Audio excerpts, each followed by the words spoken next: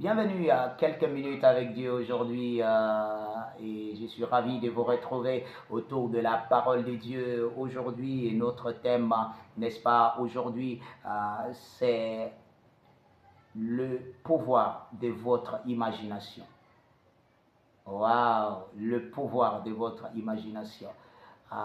Vous serez, n'est-ce pas, euh, vous saurez que dans les Écritures, Dieu nous fait savoir pourquoi il nous a donné ce genre de facultés d'imaginer, d'avoir, n'est-ce pas, une certaine vision intérieure des choses que nous pouvons, n'est-ce pas, garder dans notre esprit.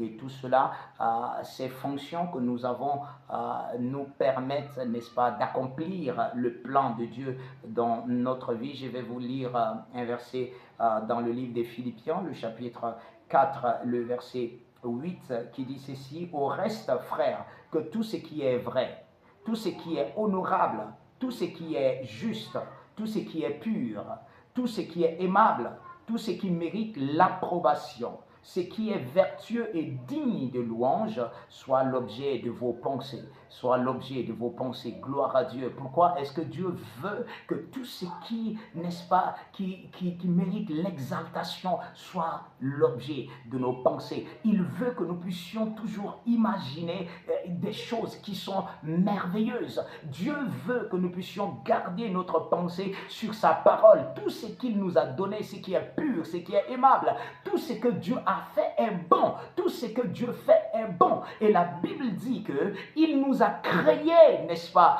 pour des bonnes choses. Notre objectif, c'est d'accomplir, n'est-ce pas, des bonnes choses. Le pouvoir de votre imagination. Votre imagination crée, n'est-ce pas, les possibilités pour vous de vivre dans le plan de Dieu. Oui, effectivement, vous utilisez, n'est-ce pas, ce pouvoir, n'est-ce pas, pour rester dans le plan de Dieu, pour, n'est-ce pas, accomplir le plan de Dieu en vous. Vos pensées sont importantes.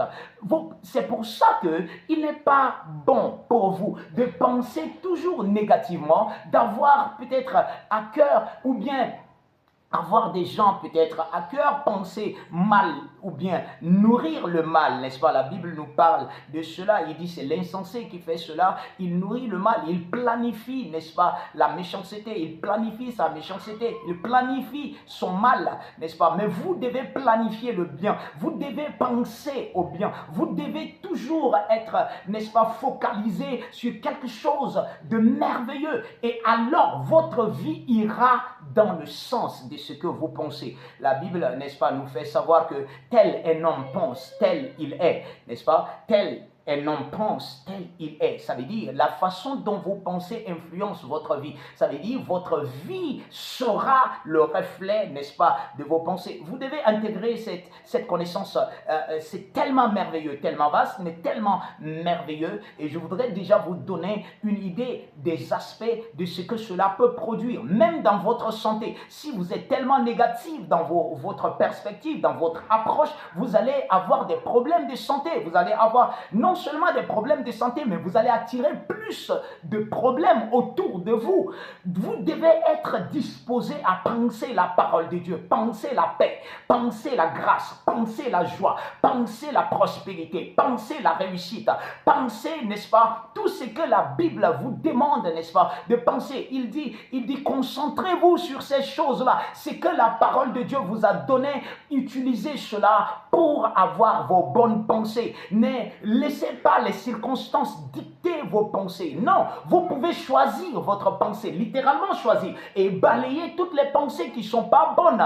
Et alors, vous allez développer une capacité de création qui sera la capacité de création de l'Esprit de Dieu, qui sera la capacité de création de Dieu. Et c'est ce que Dieu attend, n'est-ce pas, de vous en tant que chrétien. Vous devez utiliser la parole et penser de la bonne manière. Que Dieu vous bénisse.